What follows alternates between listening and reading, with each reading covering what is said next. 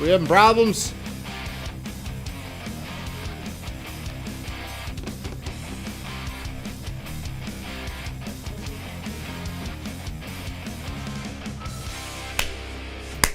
What's going on, Facebook? Why are you taking so long?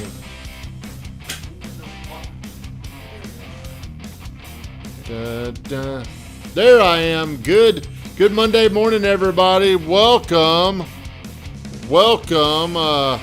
to the morning grind. Every Monday through Friday, 8:29 on the dot, we start the show, and we begin every single show one way. How do we do it, Jish? 60 seconds. Why do we do the 60 seconds of gratitude? Do you know why, Trish? To get in a better frame of mind, because it's so easy to get pissed off. If you do me a huge solid, this would help me out. Have you got on here? Are you on here, Trish? Are you on here? No, I'm not on Damn. Do you have Facebook? Secret agent. Well, if you're on here, do me a huge favor. Like, comment, and share the... You've been doing a lot more videos. Congratulations. Thank you. Very thankful. But what I'm very thankful for today is coming back hot from the Bo Cephas concert. I don't know if any of you... I was trying to put more content out there, but my wife was like, what are you doing? I'm like, man, I want these memories. Live in the moment, though. Well, I did both. Except I was like outlaw drunk. Got a little drunk that night. I had a damn good time, and that's what we're going to talk about. Yeah, what are you thankful for before we get into the show? I'm thankful for getting up earlier today and starting this. Why did you get up early today? Why didn't you get up early on Friday, Ed? Was it Friday? Yeah. Why didn't Ed get up early on Friday? I didn't see the decision of me waking up early as most pertinently needed at the time. Pertinently needed. What does that word mean, Van? Pertinently. Important. Did it make sense in this sentence? Yeah. You got to double check you. Good morning, Shannon. I didn't see Amanda. the value of importance that it would be, as if Van said he called you and you're still asleep at 8:20. and that was a problem I had to fix. So now I wake up at 6. I don't know what took you so long. Some people are just dumb-ass slow learners. That's all I can say. Moving right along with the show, I got a question to pose for every one of you. If I could give you one of these two, which one would you take? If I could give you $10,000, or if I could give you $10,000, or actually it's $10,000 cash, or a dream vacation, which one would you take, Josh? Dream vacation. Dream vacation. Why? Good morning, Eric White. Hook you up. You're friendly. What is your slogan? You're friendly transportation expert, or what is it, Eric? It's really good. Why would you take the trip? Well, I could make more experiences than I could with the $10,000. What do you think he'd pick? I think there's a lot of sellouts that would take the cash. Yeah. Cheap-ass mindset people. Hard decision for a lot of people. What would you do? Take the trip 100%. What would you do, Trish? Well, everybody else taking the trip. Well, whoa. Whoa now. I might take the $10,000 Two. and try to parlay it into more. What would you do? Take a trip. I would do the vacation solely because I could get the money elsewhere, and I don't know if I could have that vacation again. I would take the money just based off the fact that I just had a vacation. So I would like to. That money could be allocated elsewhere where I'm at in my life to improve myself. See, you got y'all's priorities wrong. What would you do, Van? I'd take the trip. I'd take the trip, he said. Okay, well, I'm just going to tell you about this. This is nothing like that example that I just posed to you guys. But my birthday, I was 50, and, I decided I was going to take a lot of my friends and family, and we went to the beach for 2 weeks and stayed in a really, really nice place, which a lot of people just aren't going to justify spending $30,000 to go do something like that. That's stupid. But that is why I believe you need to focus on making more money so you can put yourself in a position to do that. So what I really want to talk about is something that a lot of people could do if they're willing. So whenever I'm wanting to do something, if it's going to a Hank Williams Jr. concert, or if it's going to the beach, or if it's going somewhere, I don't want to go somewhere that's cheap, because I believe cheapness ruins the experience. I went to the Hank Jr. concert, and I bought the tickets. The team, thank y'all, reimbursed reimburse how much are those tickets for the 2 front row tickets, Van? How much were they? It was more than that. It's like $1,200 to go to a concert. Could you make sense of doing that? Could you? Would you rather buy tickets? Could you? Nope. Why not? Not at this point.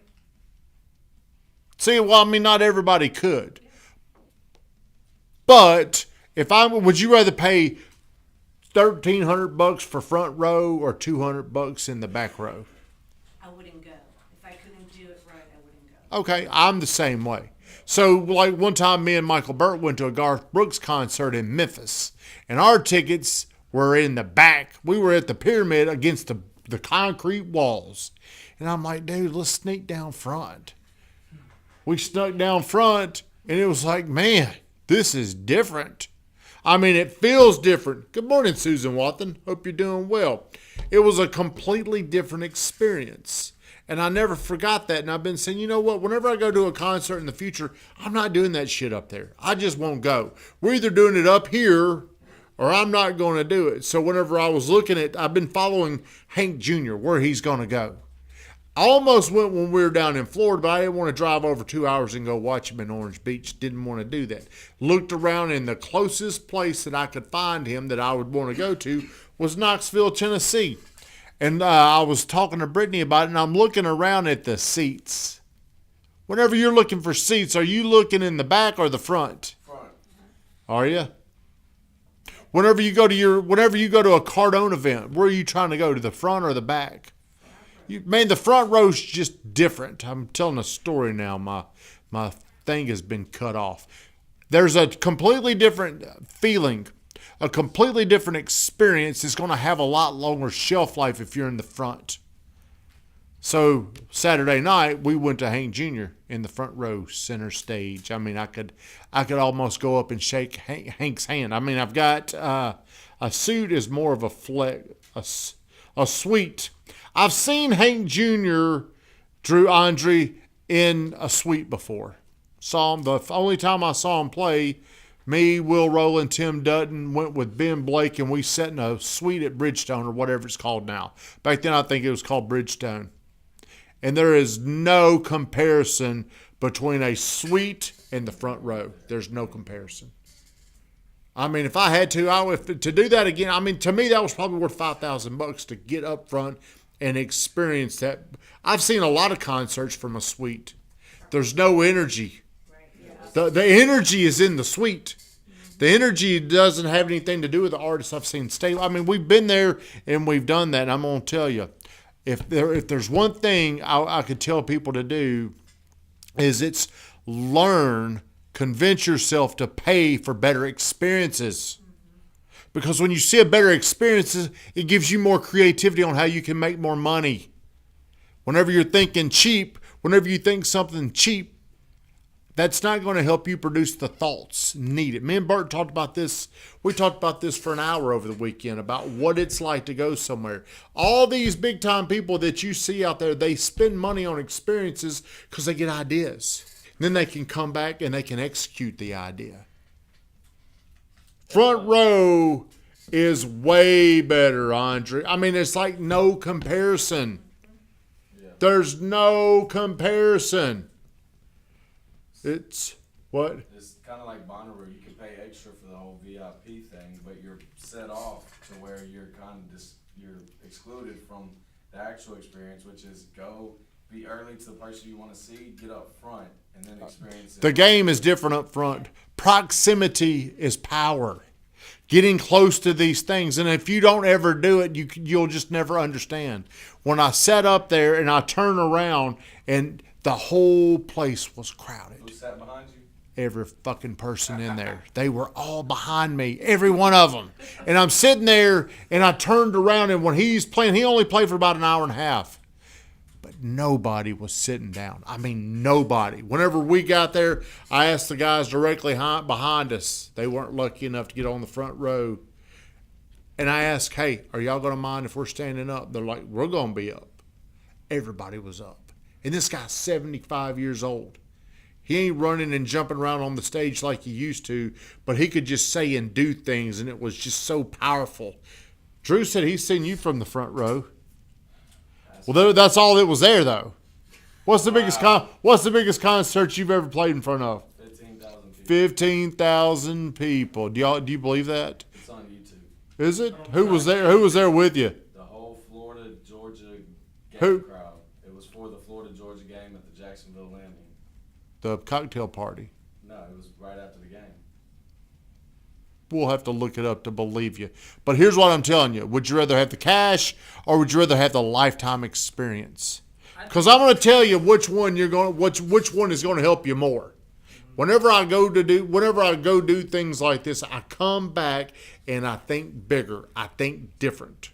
Cash, transactional. What is it feeding? What is it feeding into your thinking? What were you going to say? I said I think it only takes one idea from an event like that could overcome the $10,000 or whatever. That's exactly right. That's One right. idea. Well, it could lead you to more. But a lot of people, they're going to take the money.